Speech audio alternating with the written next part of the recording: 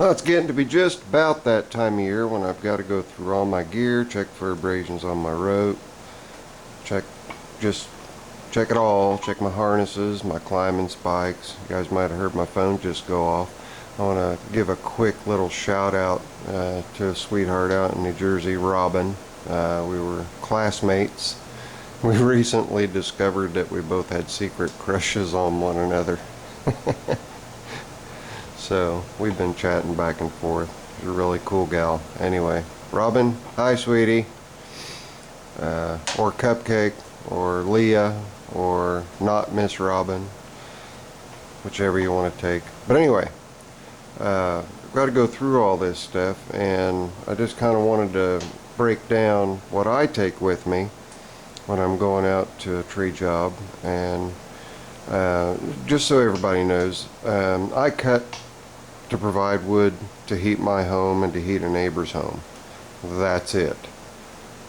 We've had the emerald ash borer beetles come through this region. They have decimated many of the deciduous broadleaf ash trees, and they're just it's a shame is what it is. But they are continuing to move to the west, and it seems like the worst is behind us as far as those little buggers go.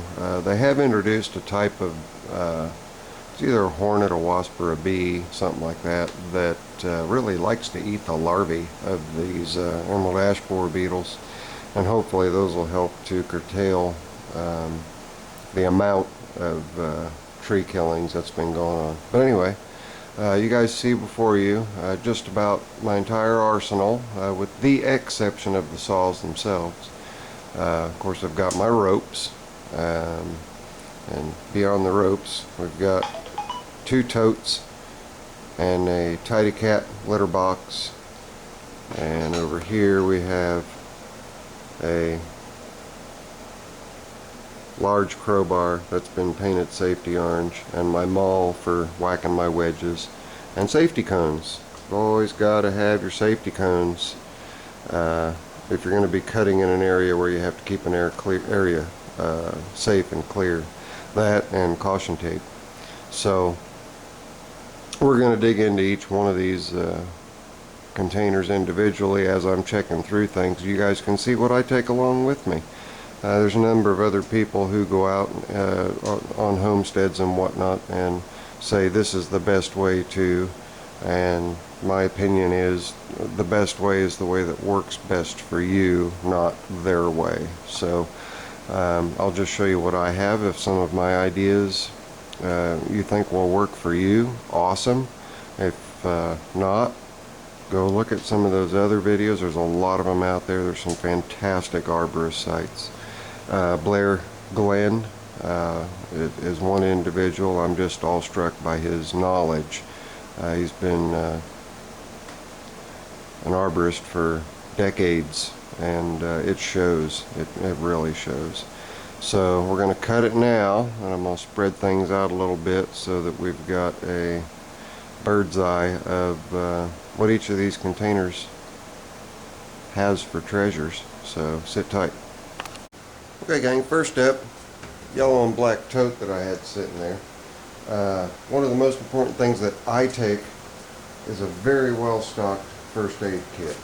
And some of the most important things that I carry in that first aid kit are means to either resuscitate. I have resuscitation devices, hot hands, which can be used in conjunction with an emergency blanket, can also be called a shock blanket. I have a snake bite kit in here. I have irrigation water. Nothing more irritating than getting a chip of wood in your eyeball, so you've got that. And then all the other basic necessities like bandages, binding devices, tourniquet devices, and such to that effect. It's really, really, really important to make sure that even if you're just going out to trim a limb, that you have got a well-stocked first aid kit.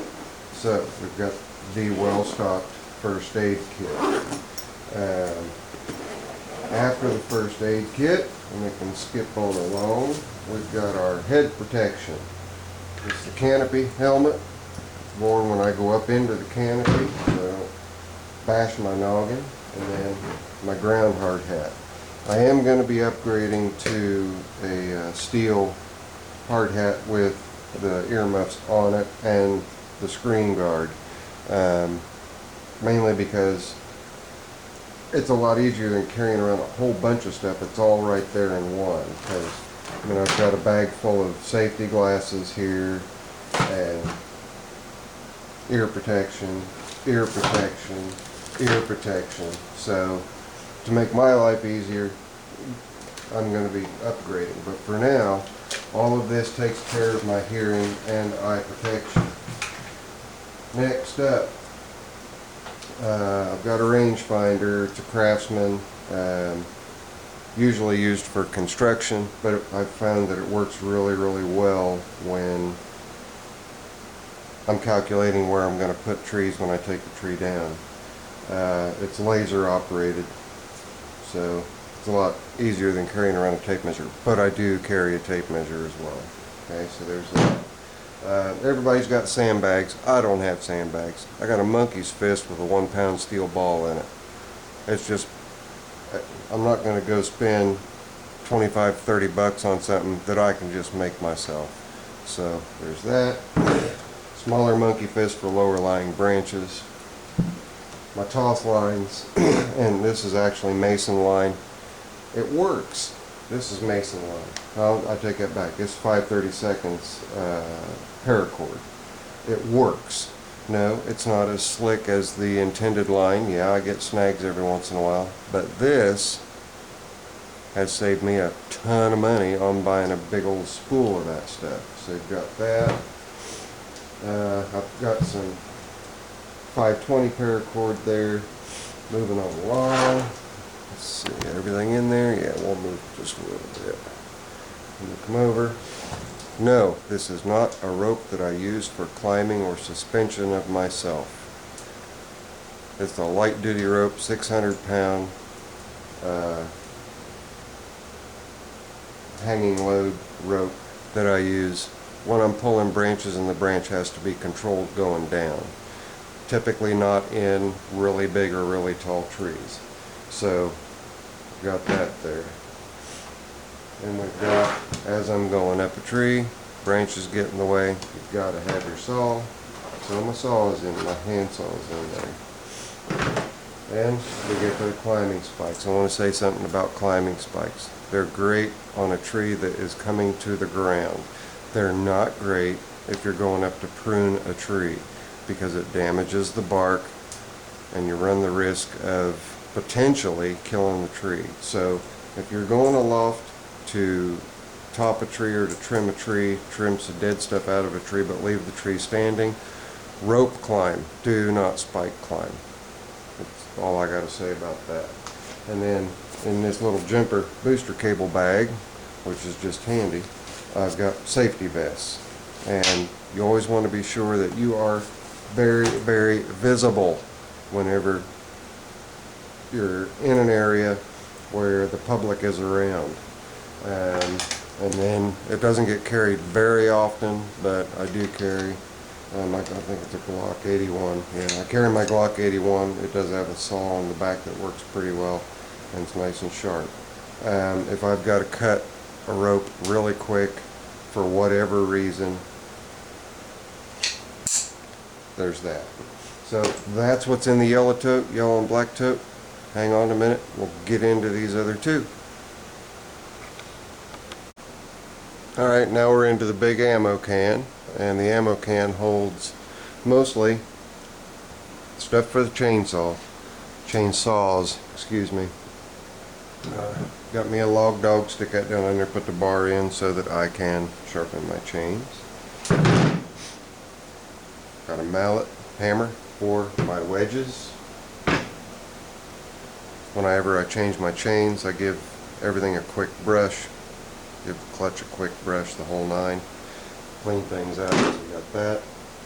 No, I do not use these steel wedges to fell trees. Sometimes with my bad back, I've got to split the rounds that are on the ground before I can load them. I use those to split those with the maul that I showed you in the first part of the video. And this little block of wood here holds just about everything I'll need, and it's at the ready. It stands upright inside the ammo box, so I can just reach in whatever I'm needing, I can grab it. Small Craftsman kit's got some extras in there, spare spark plug. Steel owners know T27 is your lifesaver on these saws, so there's a T27 in there with a T-bar, and as well as a T-bar I also have a handle that I can use, and then I can also put the T-bar on the end of the handle so that I've got leverage. So we've got that. Tools, nothing fancy there. 13 millimeter for the smaller ones, 3/4 for the larger saws, and also depending on the age of the saw will determine which wrench you'll need, but I've got them there. And just regular old knuckle buster and a pair of channel locks. That takes care of the tools. Sitting over here, got gloves that I wear while I'm operating the saw, and my chaps. Very, very, very important. You catch your leg without a pair of these chaps on, you're going to the hospital. You catch your leg with a pair of these on, you're still in one piece and just have to replace your chaps. Get a pair. They've got nylon threads in there that when the chain hits, it shreds all those threads in there and stops that chain dead. So it's a good idea to have. We'll pan over here just a little bit, we'll do that. And then, of course, got to have your 2-cycle oil handy, and all of my chains. There's a box for two boxes for sharp chains, and 3 boxes for sharp chains, 2 boxes for used chains. But beginning of the season, all the boxes are full of sharp chains. It's a lot quicker. Yes, I've got my files here, and I've got my raker gauge and all that so that I can clean up a chain on site if I need to, but it's a whole lot easier to spend a little bit of time in the shop, sharpen up all of your chains, take all of your chains with you. That way you're set and ready to go. I was pretty quick on getting through this ammo case. We have one more bucket to go through, then we'll be done with this. Hang on. There's a quick shot of how I stow everything in the ammo box. I've got my wedges, my little sledge, all of my tools at the ready here. 2-cycle oil. On back in here is my adjustable wrench and my channel locks. All of my chains are stacked here, my log dog and my wedges. Then on top of that, I can just toss my gloves, and I've still got room in here if I need to throw some more stuff in. Now when I start pulling stuff out of here, I'm going to have it all laid out on the table, but a lot of people are going to say, there's no way in the world you got all that in there. Well, I'm going to open the lid and show you that everything I'm going to take out and have laying on this table is in there. And it is a trick to get it all in there. Why do I use a Tidy Cats container? Because it all fits. Why not? Right?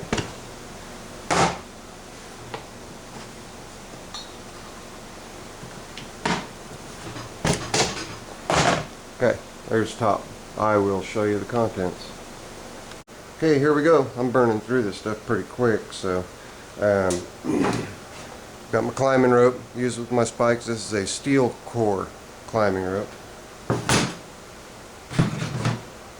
These are what's usually on me instead of that Glock knife. Only because they're Fiskars, they're industrial. They are locked into place and they're super, super sharp, and they will cut all kinds of stuff. Sorry I didn't have those in the picture there, but those are always with me. And got my Prusik for my harness for my safety line and climbing lines. Number 2, steel. No, these are not used for climbing. These are used for belaying lines, tying off rounds if I'm topping a tree off, so on and so forth. The climbing stuff, and I don't have a lot.